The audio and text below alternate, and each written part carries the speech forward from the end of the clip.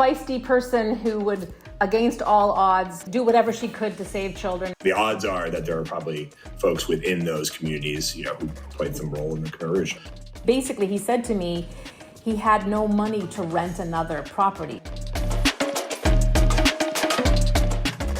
What happens when the international community takes a country that's been shut down by war for 2 decades, throws together a peace plan and a new government, and suddenly opens that country up to the world? 2 things. First, foreign investors flood in. They want to take advantage of an untapped market. That creates a capitalist Wild West that the new government's regulatory bodies can barely keep up with. And that's putting it kindly. 2, it creates a compassion fad. Scores of international aid agencies and non-governmental organizations rush in to help the underserved Cambodian people with a vast number of programs and projects. Some are more professional than others, and that's putting it kindly. Welcome.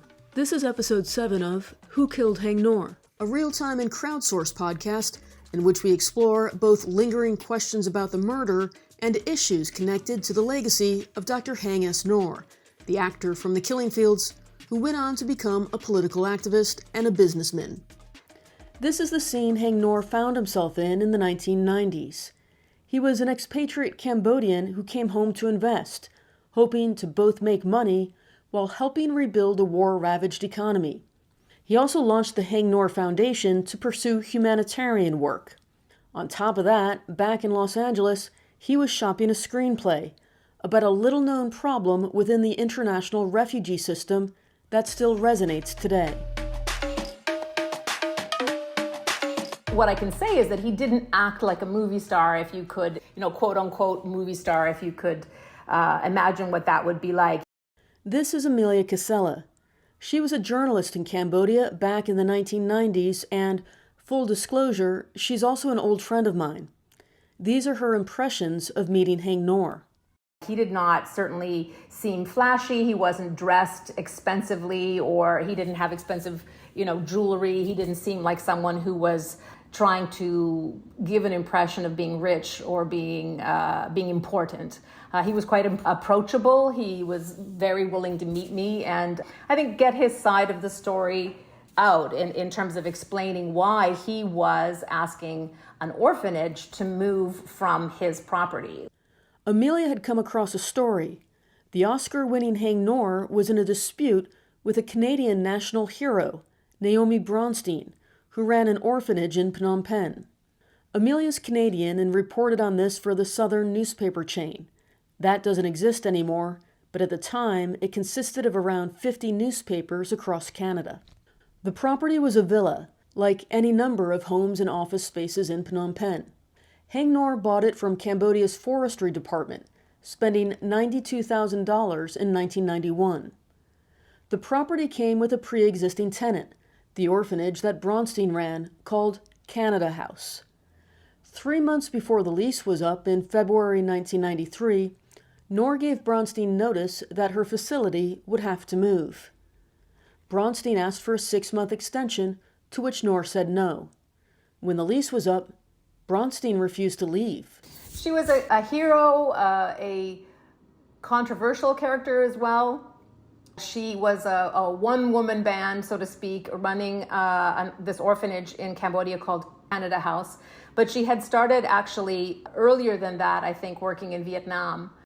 In fact, Bronstein, who died in 2010, was a Canadian national hero. She won the Order of Canada Award for her work with orphans in Vietnam, Cambodia, Korea, and Guatemala. There's an important detail here. Bronstein named the orphanage Canada House and put a flag up on the gate. But the facility had no official connection to the Canadian government. That will be important later. Bronstein's career was also marked by tragedy. Her grief-stricken expression was splashed across the front page of the New York Times in early April 1975. She was involved with Operation Baby Lift, an effort to evacuate orphans out of Saigon launched weeks before its fall to North Vietnam. But that first flight crashed shortly after takeoff, killing 138 people, many of them orphans. I'll put the photo and some links up on the webpage.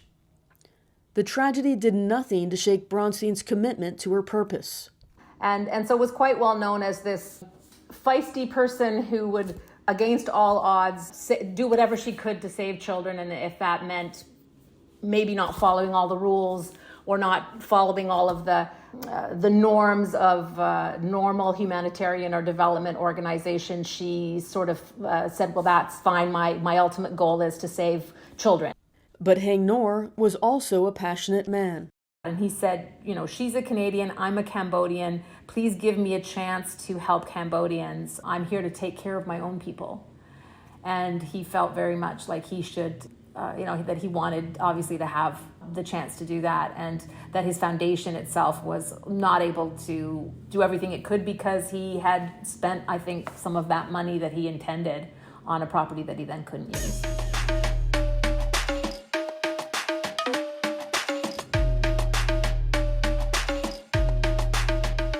Ngor took a step back from the orphanage controversy that began in 1993, leaving it to Cambodia's Ministry of Social Action, the body that governs such facilities, to sort out. Amelia met Ngor again in 1995. They actually ran into each other by chance. The orphanage dispute was still unresolved, but that's not what they talked about. He was very animated about it and said, I've got this script, and he gave it to me. So I didn't ask him for it, certainly. He kind of offered it, said, would you like to read it? And I said, thanks, sure, and I did. Amelia did what old friends do for their podcasting buddies. She went out and dug through her storage unit and tried to find the script for me. She couldn't find it. I do remember that it was called The Man from Year Zero. And it was a drama all around the concept of a Cambodian who had gone to North America, resettled, and then runs into his Khmer Rouge tormentor in his new country. When the Khmer Rouge took over Cambodia, they believed their revolution was so historic that it reset the clock. So they changed the date to Year Zero. That's where that reference comes from. The man from Year Zero would be a war criminal from the Khmer Rouge. Haing Ngor was going to play the bad guy, the KR thug. He was also way ahead of the curve on a much bigger issue. So CJA was founded about 25 years ago. It was actually founded by a mental health professional. So he was working with victims and survivors of torture. This is Daniel McLaughlin. He's a senior staff attorney at the Center for Justice and Accountability, CJA, in San Francisco. And again, full disclosure, I do the occasional freelance assignment for CJA.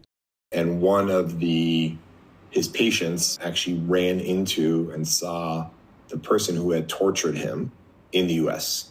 So somebody, I believe he was from Bosnia, and he had moved to the U.S., but ran into the person who was responsible for his torture. CJA has had a number of intriguing war crimes cases in the U.S. One, a Liberian individual. One was Gotabaya Rajapaksa, who'd become the president of Sri Lanka. And again, I'll put some links up on the webpage.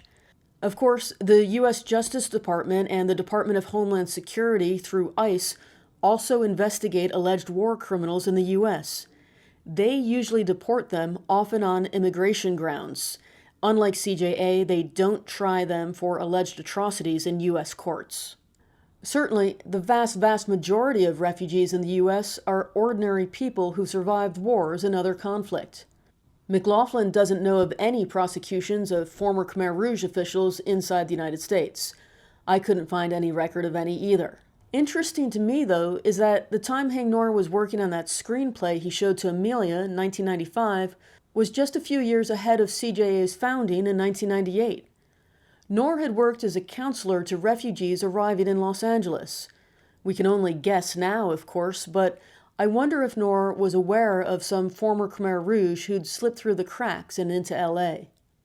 There's large Cambodian American communities in places like Long Beach or Lowell, Massachusetts, sort of these epicenters. And so the odds are that there are probably folks within those communities, who played some role in the Khmer Rouge.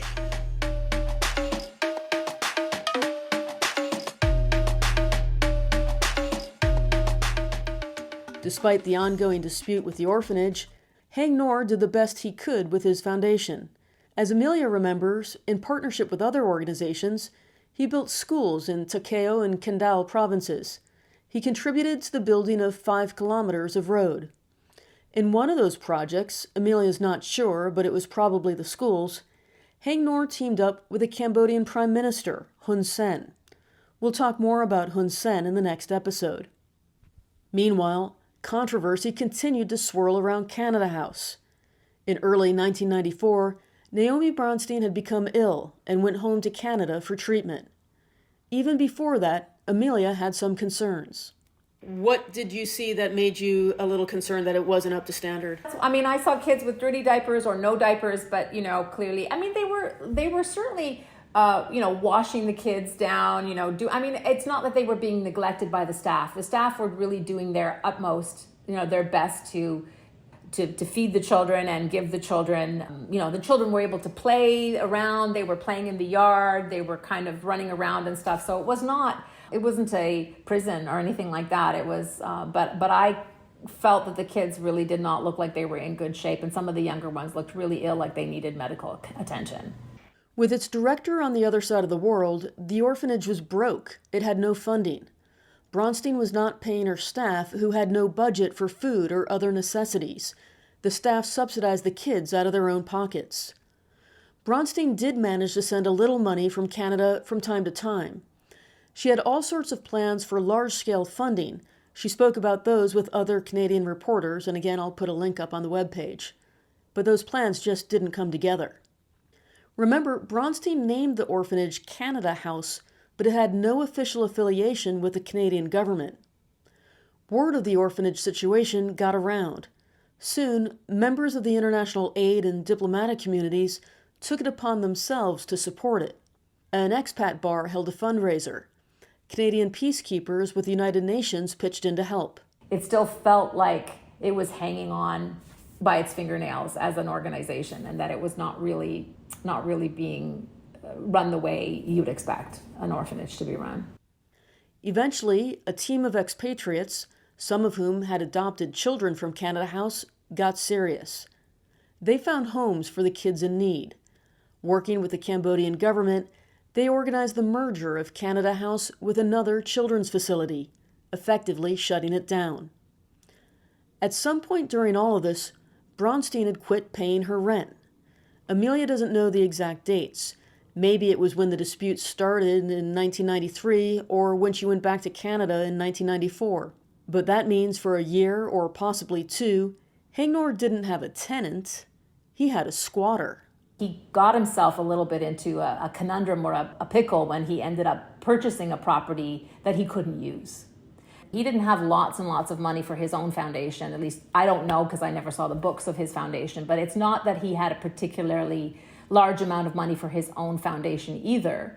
And he said he really couldn't afford to rent another property when he had paid for the property that he had expected to be able to use. So he was quite concerned about that.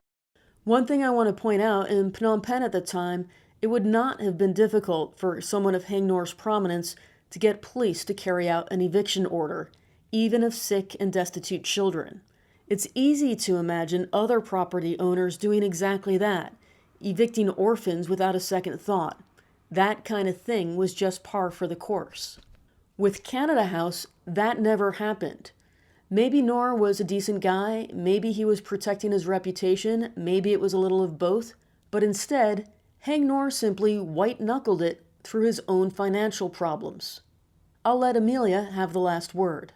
And he really felt that it was his duty to return to Cambodia and give something back to the country. And he spoke quite passionately about that. And he said that, Khmers who are in Canada, Khmers who are in the United States, we are the lucky ones, and we shouldn't feel guilty, but we should go back and help or do something to help Cambodians who are in Cambodia. And I think he did have guilt. He talked about this sort of sense that people might feel guilty because they had survived, and he wanted people to feel that they had a role in rebuilding their country. And he was also quite strong in saying that he wasn't doing this from any political aspirations, that he really felt that it was his duty as someone who was successful and lucky to come back to the country and contribute to the lives of people who were still in the country.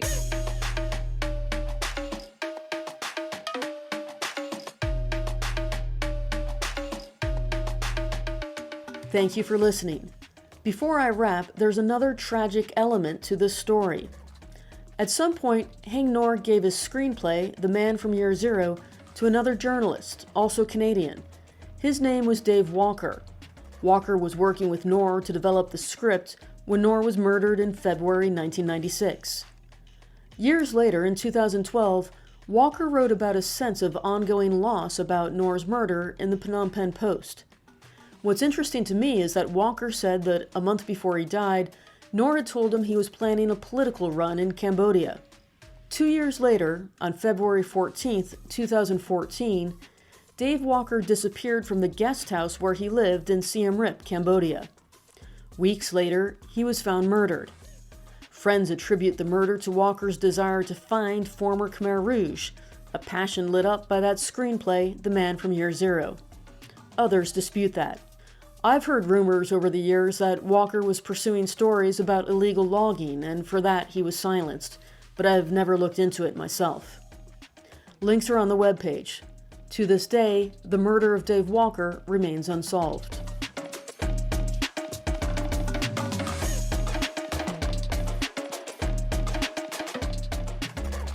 Thank you for listening. My name is MP Noonan. Remember, this is a crowdsourced podcast, an experiment in journalism. If you knew Haing Ngor personally and would like to contribute, even just an interesting anecdote, please get in touch. If you know any details about the murder you think might be relevant, please get in touch. The best way to reach me is to email whokilledhaingngor@gmail.com. Thank you very much.